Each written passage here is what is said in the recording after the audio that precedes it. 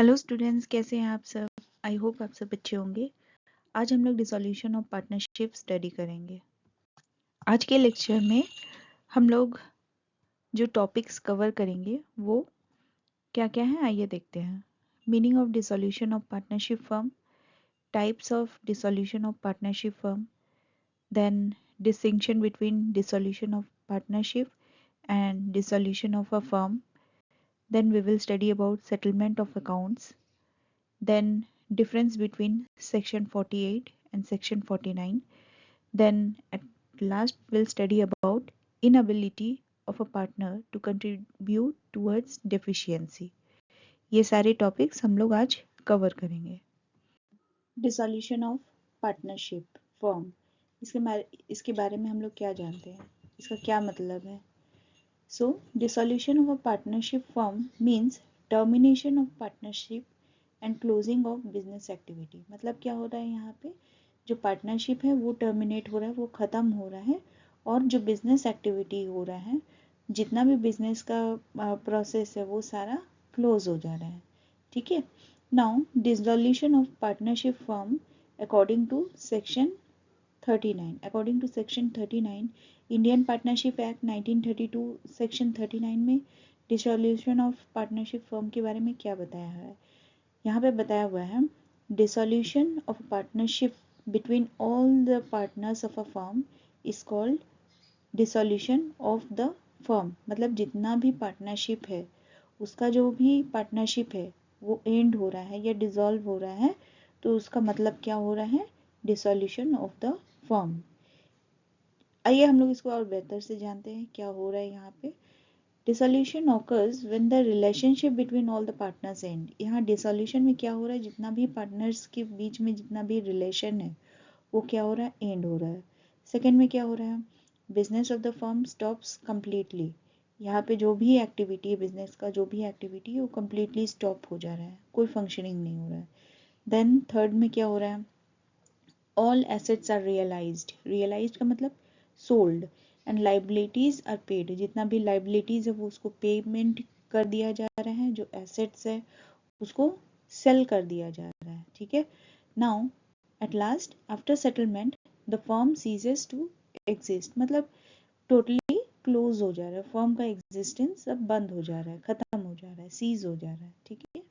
Phase of dissolution of a firm, क्या क्या type है, किस किस तरीके से एक फर्म डिसॉल्व होता है, आइए हम लोग देखते हैं। फर्स्ट में डिसोल्यूशन बाय एग्रीमेंट। अगर वहाँ पे म्यूचुअल कंसेंट होता है तो वहाँ पे डिसोल्यूशन होता है। Then compulsory dissolution, dissolution by notice, then happening of events, then dissolution by court. और बाय ऑल दिस प्रोसेस एक फर्म डिसॉल्व होता है। इसके बारे में हम लोग और डिटेल में स्टडी करते हैं। According to the Indian partnership act 1932, Indian partnership act 1932 में मेंशन किया हुआ है एक पार्टनरशिप फर्म कैसे डिसॉल्व हो सकता है, उसका जितना भी प्रोसेस है, जो भी वेज है, उसके बारे में सारा डिटेल्स दिया हुआ है। सो हम लोग कुछ उसके बारे में स्टडी करते हैं। फर्स्ट में क्या है, dissolution by agreement. Dissolution of agreement में क्या होता है, एक फर्म वो डिसॉल्व हो सकता है। कैसे डिसॉल्व हो सकता है, only when there is a mutual consent of all partners. जितने भी पार्टनर्स है, मान लीजिए एक कंपनी है, कंपनी में ए बी सी पार्टनर्स है, अगर तीनों चाहते हैं कि ये कंपनी को हम लोग एंड कर दे या डिसॉल्व कर दे, तो फिर म्यूचुअल कंसेंट से वो पार्टनरशिप फर्म वो बंद हो जाएगा, डिसॉल्व हो जाएगा। और according to the terms mentioned in the partnership deed, अगर कोई भी डीड में, पार्टनरशिप डीड में अगर कुछ मेंशन किया हुआ है कि इतना साल तक ये कंपनी रहेगा, ये फॉर्म रहेगा, उसके बाद ये क्लोज हो जाएगा, तो फिर वो उस तरीक़ा से पार्टनरशिप एंड हो जाता है, वो पार्टनरशिप फॉर्म वो डिसॉल्व हो जाता है। क्लियर। आइए हम लोग एग्जाम्पल देखते हैं। All partners agree that the business should be close due to low profit. अगर मान लो कि एक कंपनी है, उसमें जो प्रॉफिट है वो बहुत लेस है, उसे जितना भी पार्टनर्स है उसको कोई प्रॉफिट मिल ही नहीं रहा है, तो क्या करेंगे वो लोग चाहेंगे कि उस कंपनी को और आगे रन ना करे, उसको हम लोग क्लोज कर दे। So they will take a mutual consent and then they will dissolve the firm, right? Now point number 2 में क्या है? Compulsory dissolution. यहाँ पे कंपल्सरीली डिसॉल्व करना जरूरी हो जा रहा है। ऐसे कब हो रहा है? ऑल पार्टनर्स और all except one become insolvent. मतलब क्या है कि जितना भी पार्टनर है सिर्फ एक को छोड़ के बाकी सब इंसॉल्वेंट हो जा रहे हैं। या फिर the business become illegal due to change in law. अगर कोई लॉ में चेंजेस होने के चलते कोई ऑर्गेनाइजेशन या कोई फॉर्म उसका जो एक्टिविटी है वो इलीगल माना जा रहा है कोई कंट्री के द्वारा, सो इन दैट केस कंपल्सरीली उसको डिसॉल्व करना पड़ता है, उस फॉर्म को डिसॉल्व करना पड़ता है। नाउ द थर्ड पॉइंट में क्या है? Dissolution on the happening of certain events. और हैपनिंग ऑफ सर्टेन इवेंट्स इसका क्या मतलब है? ऐसा कौन सा हैपनिंग होगा तो फॉर्म डिसॉल्व हो सकता है? फर्स्ट ऑफ ऑल, अगर कोई पार्टनर का डेथ होता है या इंसॉल्वेंसी होता है, देन जो टर्म पीरियड है, फिक्स्ड पीरियड के लिए अगर पार्टनरशिप है तो वो एक्सपायर अगर होता है, देन अगर कोई प्रोजेक्ट है वो कंप्लीट हो जा रहा है, देन वो फर्म क्या हो रहा है? वो फर्म डिसॉल्व हो जा रहा है, वो एंड हो जा रहा है, सीज हो जा रहा है। ठीक है। Now the next point is dissolution by notice. Dissolution by notice के थ्रू से भी एक पार्टनरशिप फर्म डिसॉल्व हो सकता है। कैसे? एक पार्टनरशिप फर्म हर समय एक विल पे स्टैंड करता है, correct? So any partner can dissolve the firm by giving written notice to other partner. क्या होता है कि कोई भी पार्टनर, मान लो कि ए और बी पार्टनर है, अगर ए नहीं चाहता है, कंटिन्यू नहीं करना चाहता है पार्टनरशिप फर्म, तो क्या करेगा? एक रिटन नोटिस देगा बी को कि उसमें लिखा हुआ रहेगा कि हम नहीं चाहते कि इस पार्टनरशिप फर्म को आगे बढ़ाएं। सो इन दैट केस ऐसे करके क्या कर सकते हैं कि उस पार्टनरशिप फर्म को डिसॉल्व कर सकते हैं, क्योंकि उसने नोटिस दिया है पार्टनर बी को। ए पार्टनर ने बी पार्टनर को नोटिस दिया है कि हम आगे कंटिन्यू नहीं करना चाहते, इस पार्टनरशिप फर्म को आगे नहीं लेके जाना चाहते, तो by giving notice they can dissolve the partnership firm. Now the last point is dissolution by court. Court के थ्रू से भी एक पार्टनरशिप फर्म डिसॉल्व हो सकता है। कैसे हो सकता है? ऑन विच ग्राउंड ये हो सकता है? फर्स्टली, अगर उस पार्टनरशिप फर्म में कोई भी पार्टनर इंसेन है। इंसेन का मतलब क्या हुआ? Unsound mind, mentally unsound. ठीक है।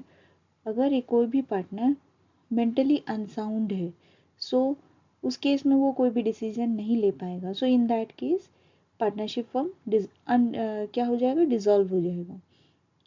देन सेकेंड पॉइंट क्या होगा? Permanent incapability. परमानेंट इनकेपेबिलिटी का मतलब क्या है? वो जो भी पार्टनर है वो कोई भी ड्यूटीज़ परफॉर्म करने के लिए केपेबल ही नहीं है। सो इन दैट केस क्या होगा? डिसॉल्व हो जाएगा। Then if there is some guilty found in any of the partners, मतलब कोई मिसकंडक्ट अगर पाया जा रहा है किसी भी पार्टनर्स के पास में किसी भी पार्टनर्स के ऊपर में कोई भी मिसकंडक्ट पाया जा रहा है, so in that case partnership firm dissolve हो जाएगा। देन अगर कंटिन्यूसली लॉसेस हो रहा है, कोई प्रॉफिट नहीं हो रहा है, तो कोई मतलब ही नहीं बनता है उस पार्टनरशिप फॉर्म को आगे बढ़ा के, क्योंकि वहाँ पे कंटिन्यूसली लॉस मिल रहा है हम लोग को। Then if there is persistent breach of agreement. Persistent breach of agreement का मतलब क्या है? कोई भी partner, when a partner repeatedly breaks the partnership agreement, कोई भी पार्टनर अगर जो भी पार्टनरशिप एग्रीमेंट है, जो डीड है, उसको कंटिन्यूसली ब्रेक कर रहा है, so in that case also ये क्या होगा? डिसॉल्व हो जाएगा। अगर पार्टनरशिप फर्म है वो डिसॉल्व हो जाएगा by court. I think this points are clear. Now, what is the difference between dissolution of partnership and dissolution of firm? Partnership और डिसोल्यूशन ऑफ फर्म के बीच में क्या डिफरेंस है, क्या डिस्टिंक्शन है? So according to Indian partnership act 1932, इनका जो डिफरेंस है इसके बारे में बताया गया है। क्या क्या है? सो फर्स्ट में डिसोल्यूशन ऑफ पार्टनरशिप, इसमें क्या होता है, change in relationship among partners. क्या हो रहा है, क्योंकि यहाँ पे अगर मान लीजिए ABC पार्टनर है, उसमें अगर हो सकता है कि A को आगे कंटिन्यू नहीं करना है, सो वो क्या करता है, वो एग्जिट कर लेता है। सो B और C के बीच में पार्टनरशिप कंटिन्यू होता है, लेकिन फर्म डिसॉल्व नहीं हो रहा है। यहाँ पे B और C का जो रिलेशन है वो चेंज हो जा रहा है। सो यहाँ पे फर्स्ट पॉइंट क्या है, change in relationship among partners. Then dissolution of firm में क्या होगा, complete termination of partnership business, क्योंकि यहाँ पे क्या हो रहा है, टोटली बिजनेस जो है, जो भी पार्टनरशिप है वो टोटली टर्मिनेट हो रहा है या सीज हो जा रहा है। करेक्ट।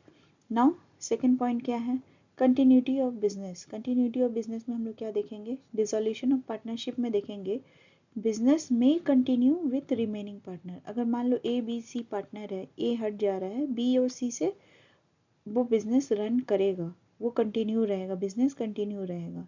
लेकिन डिसोल्यूशन ऑफ फर्म में क्या हो रहा है, बिजनेस कंप्लीटली स्टॉप्स, यहाँ पे टोटली स्टॉप हो जा रहा है। सेकेंड थर्ड में क्या है, रिलेशनशिप। रिलेशनशिप में हम लोग डिसोल्यूशन ऑफ पार्टनरशिप में क्या देखेंगे, only reconstitution of partnership. Reconstitution of partnership का मतलब क्या हुआ कि जो भी ओल्ड पार्टनरशिप एग्रीमेंट है वो एंड हो जा रहे हैं और न्यू एग्रीमेंट जो है वो स्टार्ट हो जा रहा है, लेकिन फर्म क्लोज नहीं हो रहा है। करेक्ट। इसका मतलब रिकॉन्स्टिट्यूशन का मतलब क्या हुआ, a change in the existing partnership agreement due to change in partners to their relations while the firm continues to its business। क्या हो रहा है कि जो भी चेंजेस है एग्जिस्टिंग पार्टनर का जो एग्रीमेंट है उसमें फेरबदल किया जा रहा है। क्यों ऐसा हो रहा है, क्योंकि जो उनका जो रिलेशन है वो चेंज हो जा रहा है। देन जो फर्म है वो फर्म कंटिन्यू रह रहा है, फर्म स्टॉप नहीं हो रहा है। Correct. Now dissolution of firm. Dissolution of firm में क्या देखेंगे, ऑल पार्टनर्स रिलेशनशिप एंड्स। इसमें क्या होता है, सारे पार्टनर का जो रिलेशनशिप है वो एंड हो जा रहा है। नाउ अकाउंट्स में हम लोग क्या देखेंगे, all only adjustment in capital account. Dissolution of partnership में हम लोग देखेंगे कि जो एडजस्टमेंट है वो कहाँ पे हो रहा है, कैपिटल अकाउंट में होता है। नाउ डिसोल्यूशन ऑफ फर्म में क्या देखेंगे, जो भी एसेट्स है रियलाइज हो रहा है एंड लाइबिलिटीज पेमेंट किया जा रहा है। जो एसेट है उसको सेल कर दिया जा रहा है, लाइबिलिटीज है उसका पेमेंट कर दिया जा रहा है। करेक्ट। नाउ फर्म का जो स्टेटस है उसमें हम लोग क्या देखेंगे, डिसोल्यूशन ऑफ पार्टनरशिप में इसमें देखेंगे कि फर्म कंटिन्यू टू एग्जिस्ट। एक पार्टनर का छोड़ देने से फर्म में कोई इफेक्ट नहीं पड़ रहा है, फर्म कंटिन्यू चल रहा है। लेकिन डिसोल्यूशन ऑफ फर्म में क्या हो रहा है, फर्म सीजेस टू एग्जिस्ट। जो फर्म है वो बंद हो जा रहा है, ये स्टॉप हो जा रहा है। ठीक है, ये dissolution of partnership and dissolution of firm का ये डिफरेंस हम लोग जाने according to Indian partnership act 1932। Settlement of accounts on dissolution of a firm. एक फर्म जब भी डिसॉल्व होता है तो उसके बाद में अकाउंट्स में क्या क्या सेटलमेंट किया जाता है और कैसे होता है, इसके बारे में हम लोग कहाँ से जानेंगे, इंडियन पार्टनरशिप एक्ट 1932। इसका कौन से सेक्शन में मेंशन किया हुआ है, सेक्शन नंबर 48 में हम लोग इसके बारे में जानेंगे। ओके।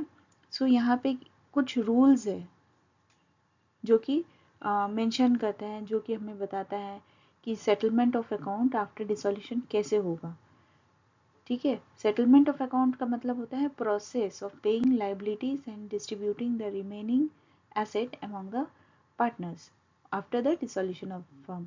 एक फर्म का डिसोल्यूशन होने के बाद में क्या होता है, ये जितना भी सामान है या फिर लाइबिलिटीज है उसका पेमेंट होता है and then the assets are being distributed among the partner. जो भी एसेट्स रहता है वो क्या होता है, वो अमंग द जितना भी पार्टनर्स है उसके बीच में डिस्ट्रीब्यूट कर दिया जाता है। ओके। अभी हम लोग कुछ रूल्स देखेंगे, क्या क्या रूल्स है सेटलमेंट ऑफ अकाउंट्स के ऊपर में। सो फर्स्ट में according to this section the following rules are followed. क्या क्या रूल्स है? फर्स्ट में ट्रीटमेंट ऑफ लॉसेस, जो भी लॉस है उसका कैसे ट्रीटमेंट होगा, क्या ट्रीटमेंट होगा। Losses including deficiency of capital R paid in the following order. जो भी लॉसेस हो रहे हैं या इंक्लूडिंग डेफिशिएंसी ऑफ कैपिटल, जो भी कैपिटल है उसका डेफिशिएंसी के साथ साथ, सो उसका ट्रीटमेंट कैसे होगा, क्या करना होगा। First point, out of profit if available, जितना भी प्रॉफिट है, आउट ऑफ प्रॉफिट जितना भी लॉसेस है या डेफिशिएंसी ऑफ कैपिटल है, इन सबको पेमेंट कर देना है। Then out of capital of partners, जितना भी पार्टनर्स लोग कैपिटल लाए हैं, अगर कोई लॉसेस है या डेफिशिएंसी ऑफ कैपिटल है तो जो कैपिटल्स पार्टनर लोग लाए हैं उसके थ्रू से पेमेंट करना है। थर्ड में क्या है, if still unpaid partners contribute in profit sharing ratio, जो भी प्रॉफिट अर्न किए हैं पार्टनर्स, अगर आउट ऑफ प्रॉफिट या आउट ऑफ कैपिटल से भी लॉसेस और डेफिशिएंसी ऑफ कैपिटल ये ख़त्म नहीं हो रहा है, तो जो भी अनपेड अमाउंट है वो कैसे डिस्ट्रीब्यूट होगा, वो होगा प्रॉफिट शेयरिंग रेशियो में। ठीक है। नाउ सेकंड पॉइंट क्या है, application of firm's assets. Application of firm's asset में क्या क्या इंक्लूड करता है। फर्स्ट में cash in hand, then second amount realised from sale of assets, कितना अमाउंट हम लोग को मिल रहा है after selling all the asset, जितना भी एसेट है उसको हम लोग सेल कर रहे हैं, सेल करने के बाद में हमारे पास में कितना अमाउंट बच रहा है, कितना अमाउंट हमें मिल रहा है, so that one. Then amount contributed by partner to cover deficiency, कितना अमाउंट पार्टनर्स लाए हैं या कंट्रीब्यूट किए हैं, किस लिए, to cover all the deficiency. So ये सारे चीज़ एप्लीकेशन ऑफ फर्म्स एसेट में इंक्लूड होता है। एप्लीकेशन ऑफ फर्म्स एसेट, ये जो भी एसेट्स है, assets are applied in the following order. कैसे हम लोग इस एसेट्स को हम लोग अप्लाई करेंगे, कैसे यूज़ करेंगे, क्या क्या होगा। तो सबसे पहला स्टेप वन में हम लोग देखेंगे पेमेंट ऑफ रियलाइजेशन एक्सपेंसेस। इसमें क्या होगा, expenses incurred in selling assets and settling liabilities are paid first. जितना भी एसेट सेल हुआ है या फिर लाइबिलिटीज़ हम लोग को पेमेंट करना है, ये सारी चीज़ को हम लोग पहले फर्स्ट पेमेंट इनका होगा। एग्जाम्पल, जितना लीगल चार्जेस है, ऑक्शन एक्सपेंसेस है, ये सारे चीज़ों का जो भी एक्सपेंसेस है इनका पेमेंट हम लोग पहले करेंगे। सेकेंड स्टेप में क्या होगा, पेमेंट ऑफ एक्सटर्नल लाइबिलिटीज़, जितना भी एक्सटर्नल लाइबिलिटीज़ है जो कि हम लोग को कहाँ से मिलता है, आउटसाइडर से। ठीक है। First the firm pays debts to outsiders such as, क्या कौन कौन आउटसाइडर्स है जिनको हम लोग को पेमेंट करना है। एक्सटर्नल लाइबिलिटीज़ कौन कौन है, फर्स्ट में है ट्रेड क्रेडिटर्स। ट्रेड क्रेडिटर्स हम लोग किसको बोलते हैं, जितना भी सप्लायर है जिससे एक फर्म कोई भी गुड्स बाय या सेल कर रहा है, सो वो लोग ट्रेड क्रेडिटर्स हैं। ये इनको क्या होता है, फर्म जब भी परचेस कर ले रहे हैं ये क्रेडिट में परचेस कर रहे हैं, इनका पेमेंट अभी तक हुआ नहीं है, so they are trade creditors. Now bill payable, bill payable में क्या है, जो भी प्रॉमिसरी नोट है, बिल ऑफ एक्सचेंज है, जो भी बिजनेस एक्सेप्ट किया है, ये क्या है, एक बिजनेस का लाइबिलिटी है, क्योंकि एक फर्म को पेमेंट करना है, पेमेंट अभी तक हुआ नहीं है। ठीक है। नाउ थर्ड में है बैंक लोन्स, जितना भी लोन्स लिए हैं उनका payment. Then outstanding expenses, outstanding expenses का मतलब क्या है, जितना भी एक्सपेंसेस इनकर्ड हुआ है ड्यूरिंग द अकाउंटिंग पीरियड, ठीक है, but not have been paid. जो भी बिजनेस एक्सपेंसेस किया है और उसका पेमेंट अभी तक हुआ नहीं है अकाउंटिंग पीरियड के समय में, so that is known as outstanding expenses. ये सारे क्या है, एक्सटर्नल लाइबिलिटीज, जिनका पेमेंट सेकेंड स्टेप में हम लोग को कर लेना है। देन थर्ड स्टेप में क्या है, पेमेंट ऑफ पार्टनर्स लोन। क्या होता है, जो भी पार्टनर्स का लोन है, if a partner has given loan to the firm, एक फर्म को एग्जिस्ट करने के लिए during the course of business अगर एक पार्टनर लोन दिया है सेपरेट फ्रॉम कैपिटल, ये कैपिटल नहीं है, ये टोटली डिफरेंट फ्रॉम कैपिटल है, so in that case it is repaid after outside liabilities. ठीक है, जितना भी आउटसाइड लाइबिलिटीज है उसके बाद में इसको पेमेंट करना होता है। जैसे एक पार्टनर है ए, वो क्या कर रहे हैं, 20,000 फर्म को लोन दिया है, it is to be repaid before capital settlement. Capital का जो भी सेटलमेंट होना है उससे पहले ये जो पार्टनर ए का जितना भी लोन है 20,000 वो पहले सेटलमेंट हो जाना चाहिए या हो जाएगा। और में क्या देखेंगे हम लोग, पेमेंट ऑफ पार्टनर्स कैपिटल, जो भी पार्टनर्स कैपिटल लाए थे after loan are paid the capitals of partner is return. जितना भी कैपिटल्स पार्टनर्स लाए थे उन सबको रिटर्न करना होता है। कैसे रिटर्न करना होता है, आइदर फिक्स कैपिटल मेथड या फ्लक्चुएटिंग कैपिटल मेथड, ये दोनों यूज़ करके हम लोग पार्टनर्स का जो भी कैपिटल है वो उसको फाइंड आउट करके उसको रिटर्न कर देंगे। ठीक है, अगर मान लो कैपिटल इनसफिशिएंट है, अगर कैपिटल इनसफिशिएंट है तो जितना भी पार्टनर्स है वो लोग लॉस शेयर करेंगे। लॉस किस बेसिस में शेयर करेंगे, according to the profit sharing ratio वो लोग लॉस शेयर करेंगे। ठीक है, नाउ फिफ्थ पॉइंट में क्या है, फिफ्थ स्टेप में क्या करना होगा, डिस्ट्रीब्यूशन ऑफ रिमेनिंग बैलेंस। क्या होता है, if any balance remains after paying capital, अगर कोई भी अमाउंट बचता है कैपिटल दे देने के बाद में, सो इसको भी डिस्ट्रीब्यूट कर देना है अमॉन्ग द पार्टनर्स।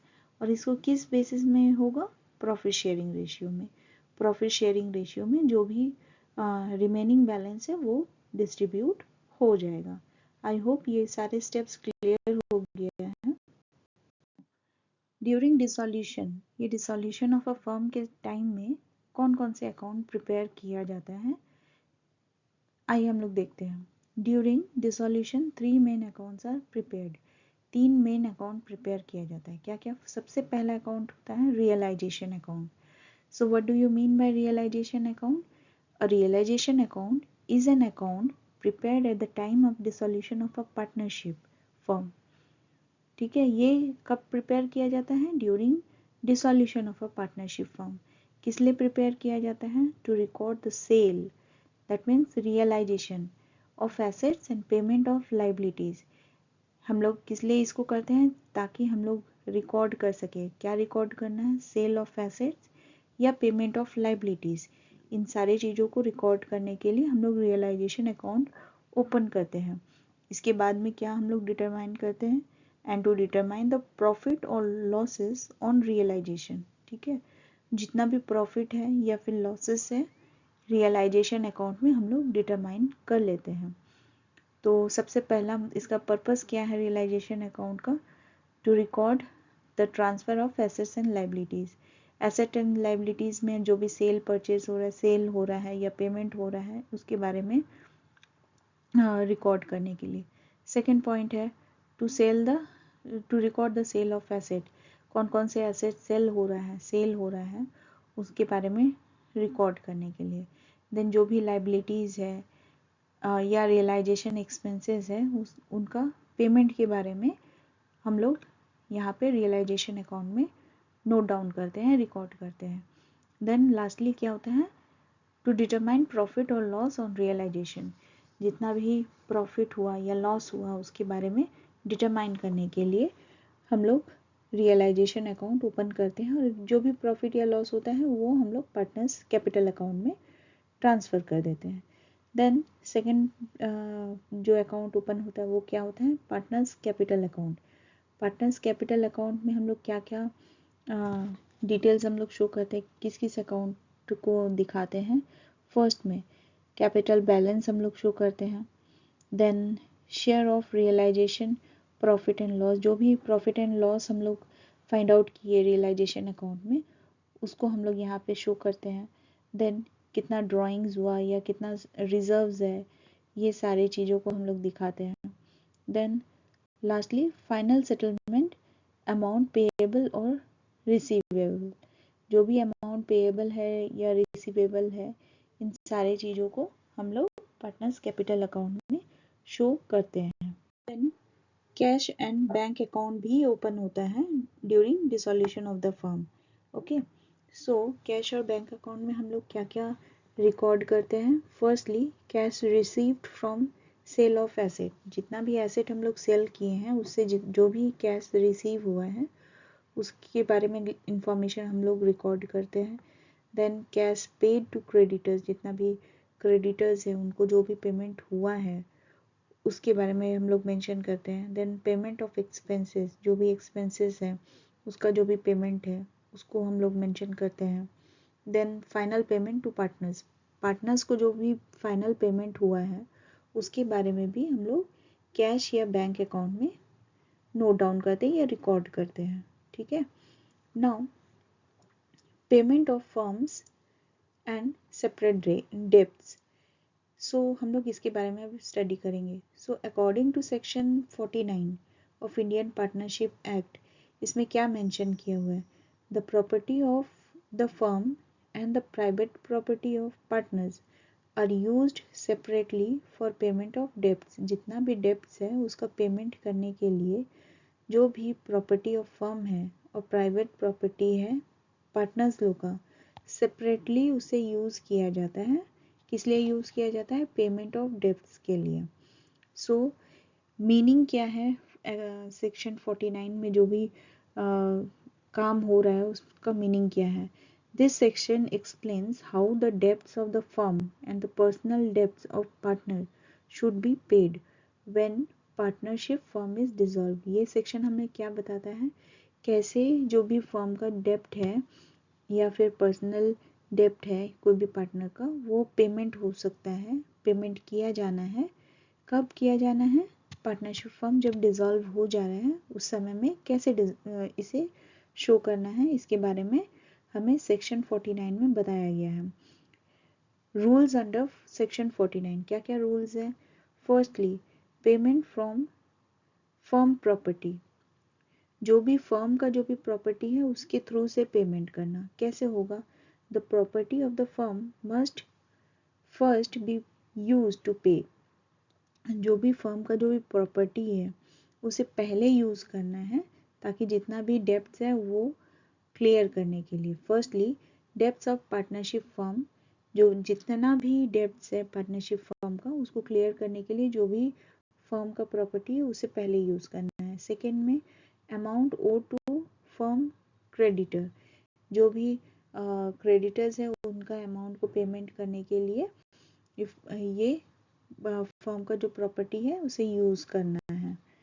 ठीक है, सेकंड पॉइंट में क्या है?